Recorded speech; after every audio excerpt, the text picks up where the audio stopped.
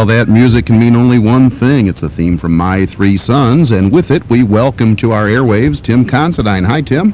Hiya, Dave. How are you doing tonight? I'm doing okay. I'm doing okay. We're a little warmer out here than you are back there. Oh, we're talking snow flurries and everything else. Oh, really? Here. Well, I'll be back there next week. I understand you're going to be, in the Chicago area soon, right. huh? Right. Yeah. We're going to talk about that a little bit later. I was just looking at a program schedule from 1962-63. Now, this is after My Three Sons is on the air a couple of years. But a lot of people, they like to refer back to the mid-'70s, and like CBS on Saturday nights, they owned it. You know, they had Mary Tyler Moore Show, and they had all those others in the lineup, All in the Family, etc. But look at this, folks. You could have watched back-to-back Ozzie and Harriet, Donna Reed, Leave It to Beaver, My Three Sons, McHale's Navy, and then Alcoa Premier. Not a bad night's entertainment. Man, I'll tell you, people have forgotten how the networks had different nights sewn up like that back then. Well, I'll tell you, I've sure forgotten. Well, that's okay. Hey, listen, but before we talk about your current book, and it's just fantastic, I want to thank you personally for the language of sport. I have been using this for years. It is fantastic.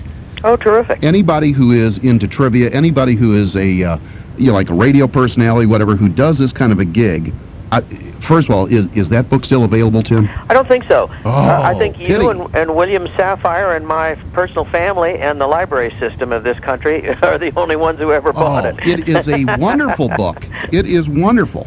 And now that was the second of the three that you've done, correct? That's right. That's right. And the original book was about soccer? The original book was a book of photographs, really, and it was really, I was a photographer at one stage, and I traveled with Pelé, the great soccer player, all over the world, got really interested in soccer. Incidentally, I'm stoked to hear that the United States team today whooped on Canada 3-0, and we're in the World Cup again. I just think that's terrific. Hey, there you go. And it's just light years away from when I was involved with Pelé, because he was really just trying to start up soccer in this country, and to put it on a little bit better footing. And we followed him all over we traveled with him, went all over the world with him, 65,000 miles or something like that, and photographed all the great soccer players and all the great soccer coaches, and out of that came my first book, which was the Photographic Dictionary of Soccer. That's that book I have never seen, but that would be the only one now lacking in my Tim Considine library. That's a rare one. It's hard to find now. Yeah. Well, more to what's on for tonight, and that is American Grand Prix Racing, a century of drivers and cars. I have to ask, first of all, how did the search for photos go with this? Well, that's interesting, because I really thought I was going to be in trouble with photographs, because you're talking about almost a century. Since 1906. 1906 was the first Grand Prix, and I thought, gosh, where am I going to get photographs? Well, they just sort of materialized, and I'm happy to say people all over the country in particular, and in some other countries, heard about the project and seemed to want to participate in it. Thank God they did. And the net result is, although I worried terribly about the photographs while I was writing it, I'm quite pleased with them. Actually, I think they're quite good. Not only are the old black and white that are, I'm sure, very tough to come by. Well, the color photography is amazing. Yeah, well, I had some real help. A fellow by the name of Pete Byro, who was Goodyear's photographer and is a friend of mine, just opened his whole archive to me, and I spent 8 hours going through his archive. And he's responsible for the cover, the wonderful picture of Gurney in the Eagle, and that is a wonderful picture. You can't take pictures like that anymore, it's so close. No. And he was literally standing out on this little island at the hairpin, at the apex of the hairpin at Mexico, and he was probably 5 feet from the car when he took that picture, Man. And you just can't do that anymore. All the pictures look the same, because all the photographers are in the same place, and they're all 4 miles away with these 4-foot-long lenses, and so all the pictures sort of look the same. But in those days, it was a little different deal. They could walk wherever they wanted to, and wherever they dared. Anyway, Pete Byro gave me so many photographs to use in this, and he was one of several, but that just really sort of wanted to be a part of the book. Nobody's ever done a book like this of our guys and our cars. We get short shrift in all the books about Grand Prix that are written in Britain and in Europe. They just sort of say, "Oh yeah, there's an American there, yeah, right," and they don't say anything about it. And yet, nearly 150 Americans. Yeah, nearly. It was 144 of them, right? Yeah. Right. And it's what was really neat, to tell you the truth, Dave, was that all the living ones that I've talked to, and I've talked to almost all of them, all said, "Oh, thank God somebody's doing a book. Thank God we're going to get our story told," and they tell it. Well, if you've read the book, then you know that's true. It's obvious, just from the foreword by Phil Hill, what he thinks. That this was long overdue. Yeah, one of my great heroes when I was growing up was Phil Hill, and to have him like this book was just such a great thrill for me. I called.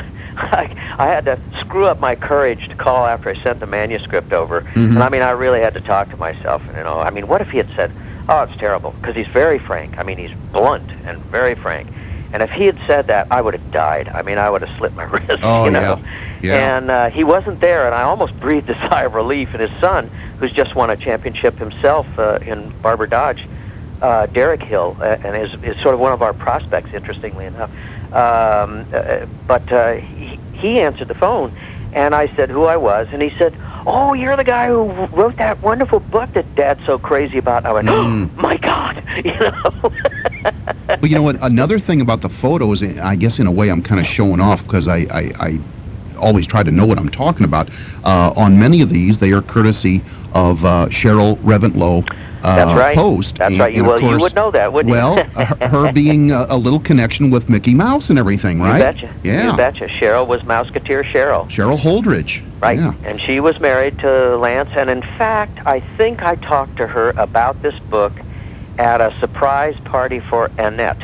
Wow. Funicello, the wonderful Mouseketeer, the most popular Mouseketeer of them all. And we had a surprise party for her, or they had a surprise party for her, and I was fortunate enough to be invited. And I think I told Cheryl about the book that night. And she said, "Well, I have Lance's scrapbook, Lance Reventlow's scrapbook." I went, "Oh, my Lord." And she said, "Would you like anything from that?" I said, "I'd love." So she just gave it to me. Did you start drooling right there? Oh, yeah. Yeah, She just gave me this book. And of course, I called all my car historian friends over and said, "Look what I got, look what I got."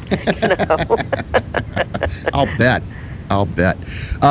You wouldn't exactly call this a coffee table size book, but it's 10 by 10, and we're talking like 200 color illustrations. Also, no, 200. I don't think there's 200 color. There's a color section. Oh, okay. But there are 200 and some black and white. I got you. But not 200 color. If people are interested, first of all, it is in bookstores right now. But for people who are interested, we have a toll-free number that they can call as well. And Motor Books. Yeah. And there's another one that they can call if people are interested in signed copies. There's another toll-free number. Well, I think I've got them both. Let me see what I've got here, and we'll see if this jives. We've got 1-800-826-6600. That's from Motor Books. That's Motor Books. Okay. That's the publisher. That's one way of buying. 1-800-826-6600. But then there's also a little outfit called Chili Pepper Productions. Okay? That's right. And that one is going to be 1-888-282-5056.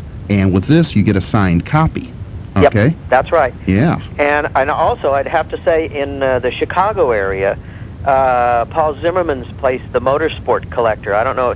It's in Downers Grove. Yeah, it's a little suburb, right? Suburb of Chicago. Well, I'm going to be there next weekend, and he'll also have signed copies. So that's Saturday the 15th? Saturday the 15th. In fact, they're having a dinner for the book and for me.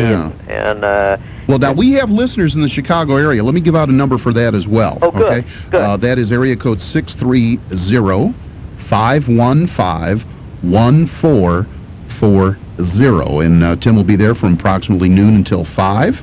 I was there once before. I'll tell you, this is for any enthusiast, for any motor racing enthusiast. This is an extraordinary place, Zimmerman's place, the Motorsport Collector. He's got little models and trivia and articles of racing suits and helmets and it's just amazing. I mean, it's just absolutely amazing. I'm going to be drooling all the time I'm there. Now, while we're talking about the book, did I also hear correctly? There's a limited edition available also. Yeah, that's just coming out. This is special because of the autographs that it contains, correct? That is for true. This is a historic collection of drivers.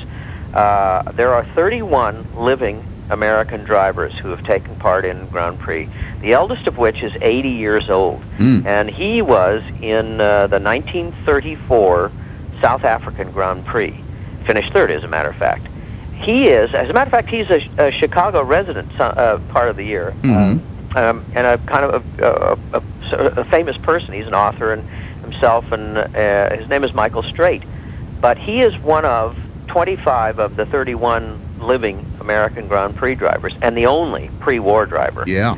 To sign a special edition of this book. There'll be 250 of them, and that's it. That's it. And they'll be numbered and everything else. And everybody from him, he's the first, to Michael Andretti, who was our last Grand Prix driver. Interesting, somebody mentioned it and pointed it out yesterday, that they're sort of like bookends. Michael Straight was 1934, and he finished third in his one and only race. And Michael Andretti, his last race was in 1993, and he finished third at Monza. So there are bookends here, for these 25 drivers. And of course, Mario, our world champion, and Phil Hill, and Dan Gurney, and Jim Hall, and Roger Ward. A lot of famous drivers that people are not aware did drive in Grand Prix. Bobby Rahal drove in Grand Prix. Danny Ungaius drove in Grand Prix. And you also answer the question why A.J. Foyt did not. Yes, that's a funny story, Donna. He's a funny story. Our guest is Tim Considine. Tim, we have to take our first break for the hour here, but we're going to get back to the book and talking about your acting careers as well. We want to let people know we had this come down to us via the network. A plane carrying First Lady Hillary Rodham Clinton to Asia was forced to dump fuel and return to Andrews Air Force Base. Technical problems. There are no injuries, and I'm sure you'll be updated with that at the top of the hour. It's 9:24. We'll be back to Tim Considine right after these words. The world is a carousel of color. And Tim Considine, that should be some memorable music, although I don't think you were ever on in the color days on Disney, were you? On Disney or My Three Sons? On Disney. Let's see. When they went to the wonderful world of... I don't think so. Yeah, your work for Uncle Walt was already one over. of them might have been. Actually, one of them might have been. The, oh, golly, I forgot. It was... I forgot. It was a Revolutionary War. Oh, the Scarecrow of Romney Marsh? No. No? Oh, gosh. And I've blanked on Well, shame on me, because I'm the guy that ought to know. But that's shame on you. Yeah, shame on me. Accept that. Doggone it.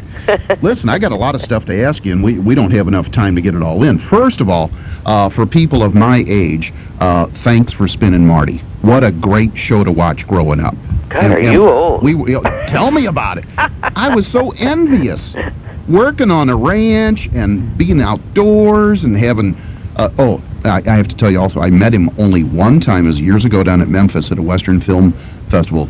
Harry Carey Jr. What a treasure. Isn't he a neat guy? Yeah, he's a lovely man. He's still a lovely man. Yeah. You're right. Speaking of lovely men, we just lost somebody not too long ago that you worked with, Red Skelton. Yeah. Neat movie. The first movie I was ever in. Yeah, The Clown. Yep. It was kind of a remake of The Champ in a way, wasn't it? It was a remake of The Champ, actually. Yeah, they showed me The Champ to show me what it was about. They showed me Jackie Cooper, his version of The Champ, which of course was a remake of the Kid. Yeah. Right? Yeah, there you go. With Jackie... Coogan, right? Yeah, Jackie Coogan. There you go. Right. Now, I guess there have been a lot of Champ remakes. But that was mine. That was sort of my film debut with Red Skelton. Not a bad person to debut with. Oh, he was a wonderful man. I mean, I didn't know anything about acting. I probably never did, but I mean, I knew very little then, and I was very intimidated by the whole deal. And he just made me love him, so I really related to him as a father, because he made me love him, you know. What is your brother John doing these days? John is a writer and an actor. He's active in both. He's just finished. Well, he hasn't finished. He finished writing it a long time ago. They just finished shooting. I guess it's a television movie of his in Europe that you'll see here. Of course, I'm a great brother. I don't know the name of it or anything. And he's doing an IMAX movie right now. He's writing an IMAX movie. He's written an awful lot. Yeah. We started out together. We wrote the first things. I mean, the first things we ever wrote were together. I wrote scripts with my brother. Would that include a Tarzan movie? Sure would. Yeah. Yeah, it was a Tarzan TV show that became a Tarzan movie. We wrote it as a TV show. Yeah. Your brother John strikes me as the kind of guy that people would probably almost assault on the street because he has played some real slimeball characters. Sometimes, yeah. He was in a soap opera. He's so good at that. Yeah. Oh, he's funny, though. I mean, he's really funny, too. What was that soap opera? Another World. He was the villain in that for a long time. Oh, boy. Yeah. Now, did you not also do a little writing for My Three Sons? Yeah, that's where we started. Brother John and I think we wrote 3 or 4 of them. Mm-hmm. And I directed one. Yeah. And, that was about the end of my period at My Three Sons. I gave them a year's notice and told them I didn't want to do it anymore, and got along great with them. I loved them all. I just was tired of doing that and wanted to move on. Was it possible the series we were both searching for before is the Swamp Fox? Yes, that's exactly what it was. Oh. I thought that might have been in color. Yeah. You know what? It may have been. That was with Leslie Nielsen. That's the actor's name I couldn't think of. I just blanked. Yeah. So, I go back to Texas John Slaughter and the 9 Lives of El Feo Swamp Fox is the one. That was the one. Yeah, yeah. I'm glad we got that. That came from a buddy of mine. As a matter of fact, a guy who is a big car racing nut. He's gonna salivate to the nth degree when he sees the book. So, no worrying about that. Speaking about the book again, there's a neat story that you tell in here. It's actually a caption and a photo about Barney Oldfield and the ever-present cigar. Would you relate that to the listeners, please? Well, I don't know the one that you're talking about, but he always had a cigar when he drove, and one of the reasons was that those cars were really rough riding cars, and of course the roads were not these smooth pavement race courses that we have now. They were really rough roads, and it was quite a physical thing to drive in an automobile race, and he always drove with a cigar, but he used it as a mouth guard, so that he wouldn't break his teeth. He'd keep it between his teeth. It's amazing, isn't it? But he also, and this is also in the book, he also, when threatened with someone, particularly someone he didn't like Ralph De Palma, that he might be passed by someone like that, he would also spit back, hoping to splatter the guy. I love it. Yeah. Oh. Now, you talking here also about the very first American female Grand Prix driver. The only American female. People don't realize that we did have an American female. The mother of a fairly well-known driver after the war, Harry Schell. Well, his mom drove in Grand Prix, and so did his father. Wow! So it's really in the history of Grand Prix. It's the only full family that ever drove in Grand Prix. It's a bit of trivia. Yes, I like that. There was another one from Chicago, actually, whose name is well known to the Chicago area, and that was Fred Wacker of Wacker Drive in Chicago.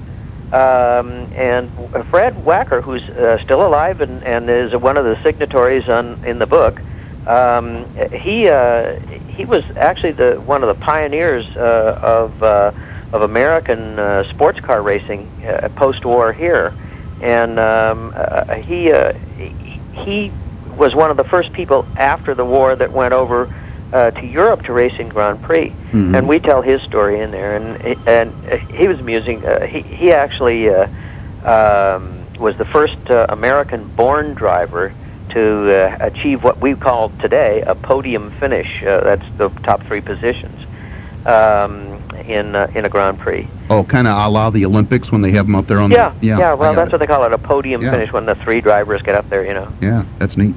Our guest is Tim Considine. Our time is 9:33.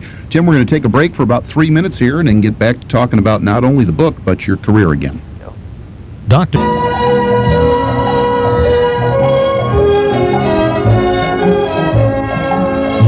That's right. That is the theme from Gunsmoke, another of the shows that Tim Considine appeared on in his acting career. Correct?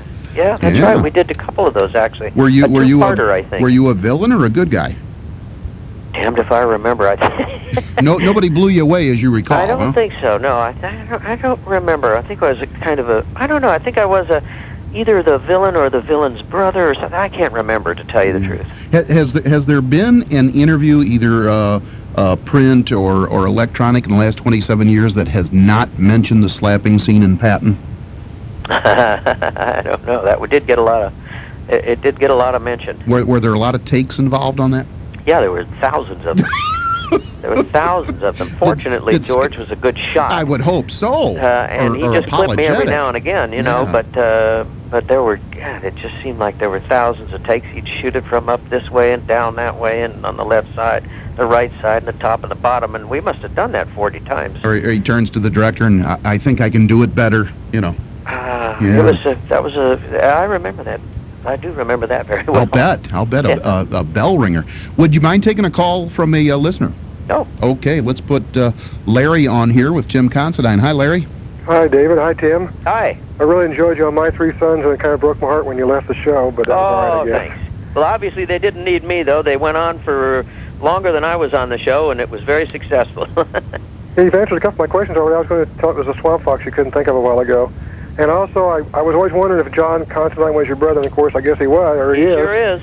And also, did you ever act with your brother on a TV series or in the movies? No, I don't think I did. Yeah, I've acted in things that he's written. In fact, the last thing that I did a cameo kind of deal in something called, what was it, with Richard Dean Anderson. MacGyver? No, the one after that. The one that was on not cable, but syndicate network. Mm-hmm. It was 13 out here. I don't know what it was. UFN or maybe it was. Okay. And he had a show with the wonderful actor John. Oh gosh, I blank on names all the time. Guy who was in the Starship. Oh, I can't think of his name. I know why you're always thinking of carburetors and stuff like that. Oh, I've just been awful with names all my life. Yeah, that's okay. Thanks, Larry, for your call. We appreciate it. One of the other things that I wanted to talk about, first of all, do you stay in contact with David Stollery? Oh, sure. Oh, we're very close mates. We have a wonderful relationship. Yeah. Actually, I knew David Stollery before My Three Sons, before Spin and Marty. Spin and Marty. Yeah, he played Spin, and you were Marty. Actually, I was supposed to be Marty. Yeah? Yeah, I auditioned for Marty. It was then called the Marty Markham story. And Spin was a very small part, actually. But I was coming off one of my periodic retirements, and wasn't really enthusiastic about doing anything, but Disney was the magic word, and I went out and I got this thing out of nowhere. I hardly remember reading for it at all, and I got it. But I told the agent, who was actually a great family friend of ours, I told him that I really didn't want to do that snotty little rich kid, that I wanted to be his cool friend, you know, sure, Spin. Yeah. And at the time, that was a very small part, and the agent said, well, you can't do that. I mean, they're offering you the starring part. I said, well, I don't think so. And he said, well, listen, let's just hold on here, and I'll get back to Disney and see what we can sort out. So he went back to Disney, and he said, now, my guy wants to be in this, but he'll only be in it if you make Spin an equal-sized part to Marty. Well, I never had such an idea. That was totally his idea. And they did. And it became Spin and Marty, where before it was the Marty Markham story. Well, thank goodness that you stood up for that. That's good. We gave it out earlier, but I'd like to make sure we do it at least once more, the various phone numbers for people to get the book. This is American Grand Prix Racing, a century of drivers and cars, and a couple of ways that you can get it besides the bookstores. One way is through the publisher, and that is Classic Motor Books, 1-800-826-6600, and then we also have 1-888-282-5056. That's for your signed copy by Tim Considine. Also, I understand you have a little thing coming up on the internet, right? Yes, we're actually doing something pretty novel. Any automobile historian or any kind of historian always worries about details and stuff, and no matter how hard you try, there are always errors, or things are changed, or whatever. Sometimes the errors are the publishers, sometimes the errors are ours, you know. Mhm. But we always want to correct them so that people can really rely on the book. So we're taking part in an experiment, and the experiment is called Online Authors. And there is a place on the internet after this week that will be www.onlineauthors, one word, .irace.com. And there you will find my book and other authors' books, and you will also find dated errata sheets and authors' notes. Now, I'm glad you said errata, because some people will think erotic, and that's quite different. No, errata means Yes. errors or changes, and that's what it comes down to anyway. But the point is that your book becomes then a living work, and it changes as information becomes available, and so the book is then reliable as a source with the errata sheet, and anybody can then call up on their computers www.onlineauthors.irace.com, and they'll see a date. And if the date is later than the errata sheet they have, they can copy that right to their computer, make a printout of it, and stick it in their book. Boy, and that's they'll a have great authors' notes idea. and whatever. It's kind of a new way of using the internet. Yeah, yeah. And there'll be a feedback section so that people can ask authors questions or take issue with them and say, no, I don't think that's the right thing, blah, blah, blah. And there'll be discussions, hopefully at a high level, about material that's in the book. It's a kind of a neat thing.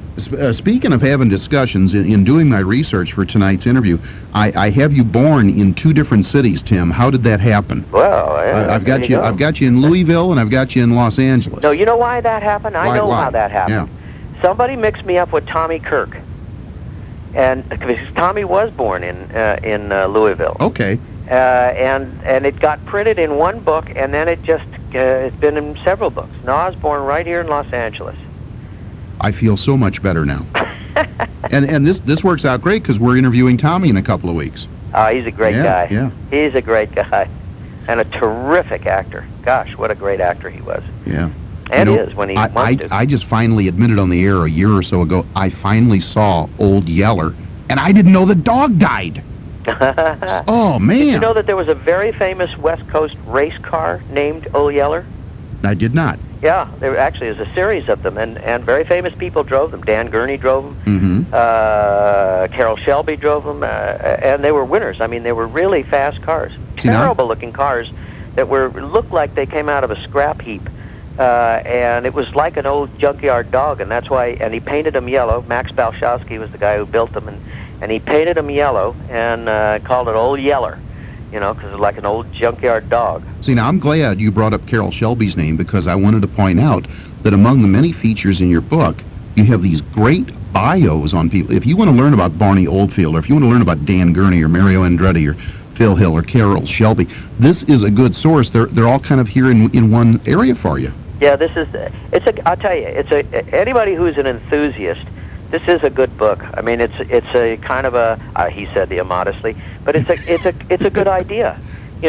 People have been telling me, and the reviews are saying, can't understand why anybody didn't do this before. Mm-hmm. Because it's a kind of a novel idea. It's just our guys, and it's all boiled down into one book and one source.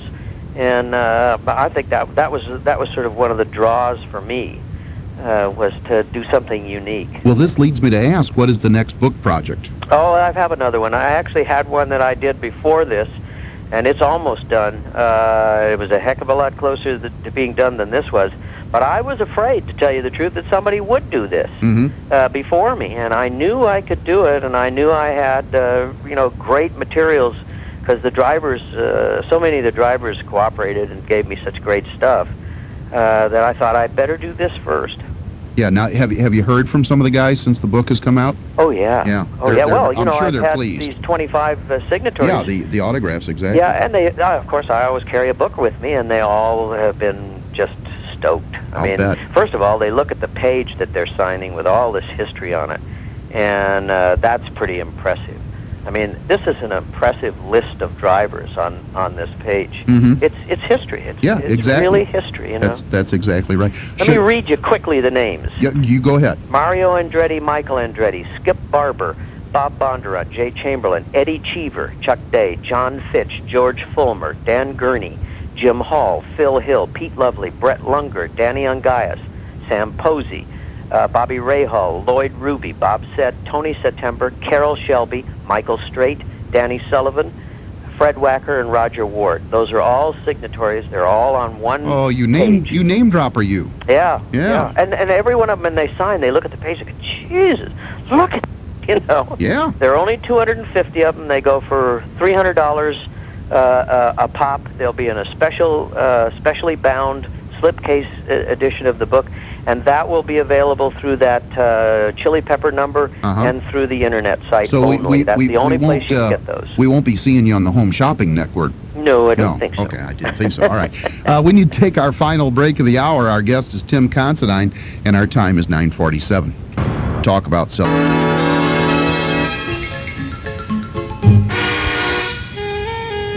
And 9:51 the time. We didn't even get into My Three Sons very much, did we?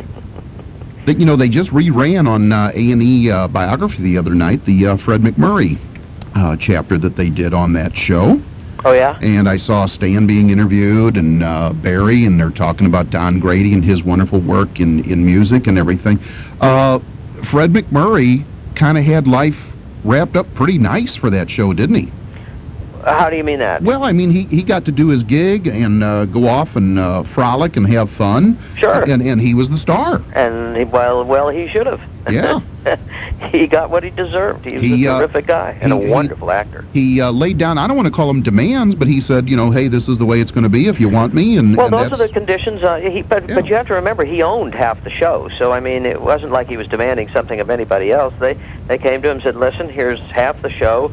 Would you like to do this? And he said, well, only if I can do it this way. And so they said, well, fine, Pretty astute businessman. Oh, I guess, yes. Yeah, wonderful guy. Yeah. Just a wonderful man. Yeah, they were interviewing June, and it sounded like just one heck of a guy, a prince of a man. Yeah, he really was. Yeah, that's good to know. We have an additional caller on the line for you, Tim. This is Mal. This is the guy that called in with the Swamp Fox answer for us. Hi, Mal. Good evening. Good evening. Hiya. Dave, you've done some really great interviews in the past. Yes. I have to admit, this is the only one I wish would go to the second hour. Oh, see, he is such a race car fan, Tim. He is just. This is it. This is Nirvana for him. You bet. This hour has just been absolutely fabulous. Tim? Yes, sir. If I can ask you a quick question. Sure. Duesenberg raced at Le Mans in the 20s and won. No, they never won. You mean, in the Grand Prix? Yes, they did. I beg your pardon. Right. In 21, yeah. I can barely hear you. Oh, I'm sorry. Is that better? I can hear you, but I can barely hear you. Yeah, okay. We'll do it like that. My question is weren't any of those drivers considered for Grand Prix drivers, or were they all foreign drivers? You mean the Duesenberg drivers? Right. Well, Jimmy Murphy won the Grand Prix. Okay. In a Duesenberg in 1921. Right. He also ran in several Grands Prix that year and another year. But that was the year he drove. He actually drove Miller's and the Duesenberg. But that was his most successful outing. I believe he finished third. My memory is not nearly as good as my scholarship. But I believe he finished third in another. And but most of the time, the Americans in that period, were held back because their cars were really maximized for board track racing, oval racing. Right. And their gearboxes weren't very good. He was not the only one of that period who went over, though. In the late 20s and 30s, some other drivers went over, and their cars were extraordinarily fast, but they had terrible gearboxes. And they just weren't set up for road racing.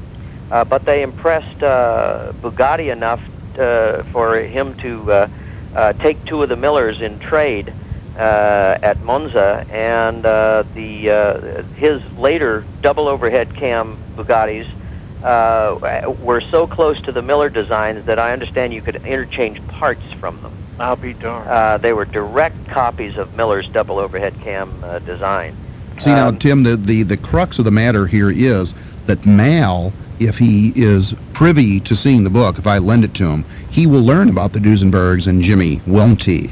Oh yeah, I hope so. Yeah. And I'd like to say one other thing. There are a lot of people who have misunderstood, I think, Michael Andretti's adventure over there. I mean, he's widely regarded just as being a failure, and certainly in terms of results, he was a failure over there. The whole last chapter of this book is really what is being called in some of the reviews the most comprehensive account of Michael Andretti's experience. And it comes from really good sources, from Michael himself, from Mario, and also from a source at McLaren, Tyler Alexander. And he commented on the whole thing, and I think that it was designed to be a really good account. And I think if you really want to know what happened to Michael, that you could really learn something about that from this. Can't wait, huh, Mal? You know I'm going to buy the thing. Well, if you're in the Chicago area next week, come Saturday. Come to the Motorsport Collectors. I'd love to. Yeah. Saturday, November the 15th, we're going to be there, and I think he's having some kind of a dinner. Just get a hold of the Motorsport Collector in Downers Grove, Illinois. Let's give that phone number again. Thanks, Mel, by the way. Yeah, thank you. Thanks, Mel. Tim. That phone number for that festivity is 630-515-1440. That's upcoming on Saturday the 15th from approximately noon till 5, and you get to have dinner as well. That's a good little feature. Well, you have to make arrangements, apparently, for that. Yeah, you got to set that up in advance. They'll sort that out. Yeah. Well, the book is American Grand Prix Racing, A Century of Drivers and Cars. Tim Considine is the author. You have done well. Thanks not only for the interview tonight, thanks for producing this wonderful book, but as I said at the top of the hour, thanks for the language of sport. And I wish there were copies out there. We could sell some copies, Tim. I'm telling you, good book. You'll hear read a lot of quotes, funny enough, in Sapphire's books. Yeah, oh yeah. He quotes my book, that book, a lot. Mm-hmm. I did a couple of guest columns for him in the New York Times magazine as well on language. Continued success to you in your writing career, and we'll look forward to talking to you down the road when the next book comes out. Thank you, sir. Okay, let me turn you over to my producer ever so quick. Thanks again, Tim Considine, and what a treasure and what a neat book. If you want to get a copy of this, again, one way through the publisher, 1-800-826-6600, and then the other way through Chili Pepper Productions, 1-888-282-5056. Don't forget that Tim will be in the Chicago area, specifically Downers Grove, that is a suburb of Chicago, this coming Saturday, the 15th, from noon to 5 at the Motorsport Collector Store. And don't forget what he also said about that internet experiment with the online authors. That sounds intriguing as well. Okay, don't go too far away because we have 2 more hours of show for you.